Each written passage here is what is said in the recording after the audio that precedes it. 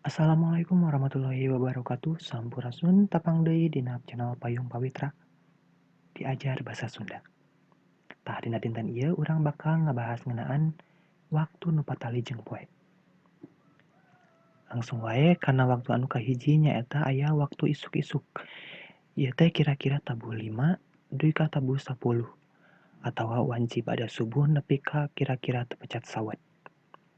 Anu kadua nyaeta aya waktu beurang ti mimiti meletek panon poe nepi ka surupna. Teras anu katilu nyaeta pabebeurang, kira-kira tabuh 11 duy ka tabuh 14.30 atawa waktu sabada pecat sawed nepi ka waktu panon poe satangtu. Anu kaopat nyaeta aya pasosore, kira-kira tabuh 15.00 dugi ka tabuh 18.00 waktu sabada panon poe satangtung nepi ka surupna. Teras anu kalima nyaeta aya waktu peuting, waktu ti barang surup panon poe nepi ka meletek deui. Teras anu kagenep nyaeta aya waktu poe ieu, waktu anu ayeuna keur dilakonan. Contona, ayeuna dinten Ahad.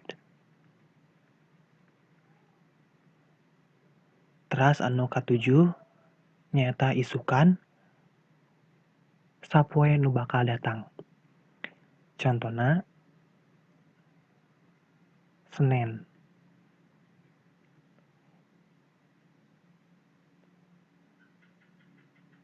Teras anu kadalapan nyaeta aya waktu pageto, heuleut sapoe ti ayeuna ka hareup atawa 2 poe nu bakal datang.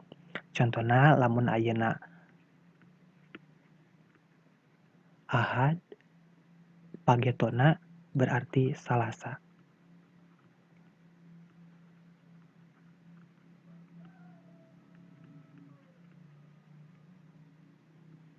Teras anu salajengna aya pageto amat, anu artina heuleut 2 poe ti ayeuna ka hareup atawa 3 poe nu bakal datang.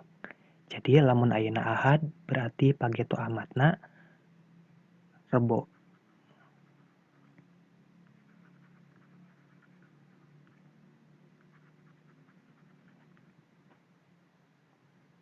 Teras aya waktu kamari nyaeta poe anu geus kaliwat sapeuting. Contona lamun ayeuna Ahad berarti kamari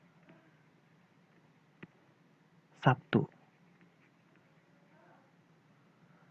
Anu ka-11 nyaeta aya waktu mangkukna. Kamarina heuleut sapoe ka tukang.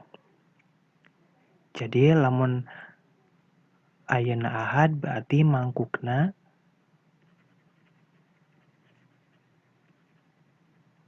poe Jumaah. Tah, teras anu pamungkas nyaeta aya 3 poe ka tukang. Waktu anu geus kaliwat 3 poe ti ayeuna saterusna kecap ka tukang dipake pikeun poe, minggu, atawa bulan anu geus kaliwat sababaraha kali. Contona saperti 3 poe ka tukang, 3 minggu ka tukang, 3 bulan ka tukang, atawa sabaraha kali. Hatur nuhun, tapang deui dina video salajengna. Assalamualaikum warahmatullahi wabarakatuh. Sampurasun.